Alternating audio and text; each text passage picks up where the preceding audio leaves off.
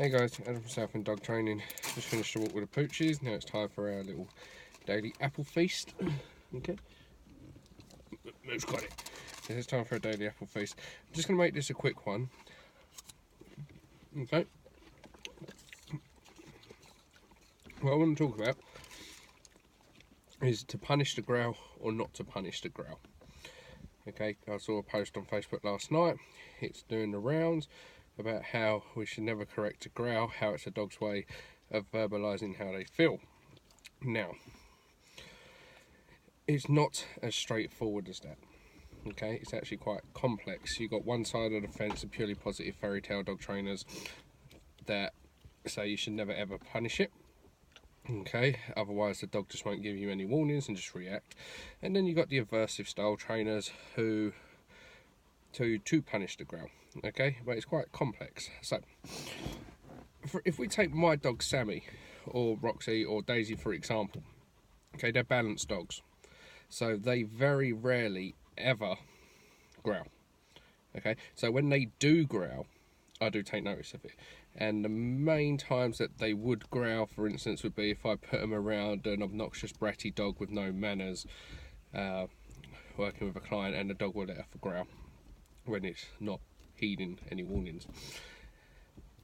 As soon as that happens, what I do is I don't actually physically go, "Thank you, Sammy, for letting me know," because the dog doesn't speak English. They've got very basic understanding of the English language. Okay, but what I do to help her build her patience and so she doesn't have to go beyond the growl is I will actually step in and control that dog if it's not listening to Sammy. Okay, that way she realises that there's someone that's going to advocate for her, and it builds her confidence a little bit. Sorry, it builds her confidence and her patience. Okay, so that's a good tip, guys. So if you've got a sociable dog, okay, that's friendly and it's around the dog, and that dog, your dog, then starts to growl, then obviously don't punish your dog for that growl. The dog's letting you know that it's uncomfortable. You need to step in and advocate for your dog. That will build your dog's patience and your dog's confidence and your dog's trust in you. When people ask why my dog's so patient and so tolerant of other dogs, it's because I've always done things like that with them. Okay, and over time the patience gets more and more and more. But there are a lot of neurotic dogs out there. Dogs with anxiety issues, dogs with fear issues, dogs that are just basically on edge all the time. Okay, so for instance, if you're walking down the street and your dog growls simply because there's a dog on the other side of the street and it's not doing anything to your dog, correct the growl. Okay, if a dog walks into the same room as your dog and it's not doing anything to your dog, or a person walks in and it's not doing anything to your dog and he starts growling, punish that growl. Okay, because neurotic dogs will overreact to everything. So the correction is to say, hey, calm down. Okay, and when they offer you better behaviours, then you can start to reward it. So we all know these dogs, especially if you're a dog trainer that growls at everything, you don't want to be telling them thank you. Even the ones that bark at everything, you don't want to be saying thank you for barking, because they're being neurotic, and if they're being neurotic you actually need to stop, calm them down. Okay, and many times a correction will do just that. So it's not as black and white as people think. Okay, some dogs just growl all the time. Some dogs will growl when there's nothing even happening to them, just the presence of a dog in the vicinity. You need to snap them out of that. You need to stop that silliness that they're presenting. Okay, but if you've got a balanced dog and it's growling because a lot of stress is being put on him, then yes, heed the warning. But also some dogs learn that a growl can get them their own way. So for instance, if we deal with dogs that resource guard it. Nope. Lay down. Good girl, move. So we've just got someone walking past the car. Yep. Just wait for them to pass. And they let them off directly in front of the car. Makes perfect sense. Yeah, so have an apple, move. Good girl. Yeah, so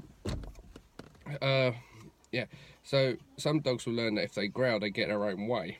Okay, and these is also a dog now having far too much control within a relationship, so you also need to be aware of that. If you go and take something and then the dog growls at you, and then you back away. Next time you go and do it, the dog learns that growling got you to back away. Okay, so these are learned behaviours, and it's teaching the dog that growling gets them what they want. And again, these are behaviours that you want to punish, because it's unacceptable for a dog to growl at a person. It is. Okay, I don't care how you want to dress it up, how much you want to humanise the dog.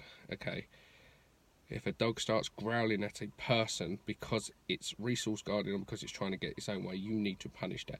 You're not going to prevent the dog from growling. It's not suddenly going to explode because it knows it can't growl, because you have to do a lot of other work as well with the dog. But yes, you can absolutely correct the growl. Yeah, but you have to look at the growl and in which context it's coming from. Sometimes a growl is a good thing. Sometimes a growl is neurotic and it needs to be stopped. So these flyers going around saying never ever punish the growl are bullshit, guys. Okay? And you don't have to correct every growl, but the growls that are coming from a negative standpoint because the dog's being neurotic, because the dog's trying to control you, they have to be nipped in the butt. Yeah? So, can you punish the growl, or do you not punish the growl? Depends on the actual situation in itself. Okay, you have to ignore a lot of these flyers going around because they are created by fairy tale dog trainers. Okay, because they don't believe in punishment, they don't believe in corrections, because they live in a fairy tale land. Yeah, even though they think you can fix everything with positive reinforcement. There was that program on Channel 5. With dogs, and the amount of positive only trainers trying to cash in, trying to go leave their links in the comments, abusing Channel 5, saying how dog training is now going backwards and things like that, talking about how you can fix everything with positive reinforcement. You can't. Okay, by definition it's impossible, right? Because positive reinforcement only means to add something to encourage a behaviour. Add something positive to encourage a behaviour, to increase the likelihood of that behaviour recurring, or it's to use positive methods to teach a new behaviour. It does not and will not ever remove existing behaviours, dangerous behaviours, unwanted behaviours. No, it won't. You can add an alternative behaviour, but if there's nothing to discourage the negative behaviours, there's nothing to stop that behaviour from resurfacing. Okay, so I understand it's been difficult for me to actually look at the camera because the sun is glaring. I look like I've got two different shades of skin colour. One's like glowing yellow and the one's pink. So hopefully this come out all right, guys. But yeah, don't always listen to the posters that go around.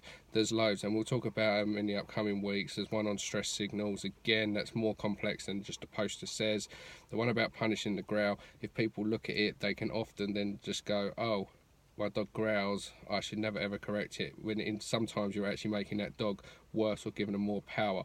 If a dog growls and you back away, you gave that dog lots of power. Now next time you go and do something, it growls, you back away again. If you're never going to correct that behaviour will continue to get worse and worse, and reinforcing for the dog, because it learns it can get its own way through that. So if anybody wants to say you should never punish that growl because the dog's uncomfortable, the dog's not being uncomfortable in that sense. The dog's telling you to fuck off, because it's got something it shouldn't have, or something that it desires that it can't have at that moment in time, and it's saying, hey, you're not having it. Yeah? So you absolutely punish that behaviour. But if your dog's balanced and a dog's being an arsehole around it, or a person's being an arsehole around it, and the dog starts to growl, then absolutely you step in, you advocate for your dog, you don't correct your dog for that because your dog's a stable, balanced dog, and you advocate for your dog. Okay, so I hope that helps. Have a good day, guys.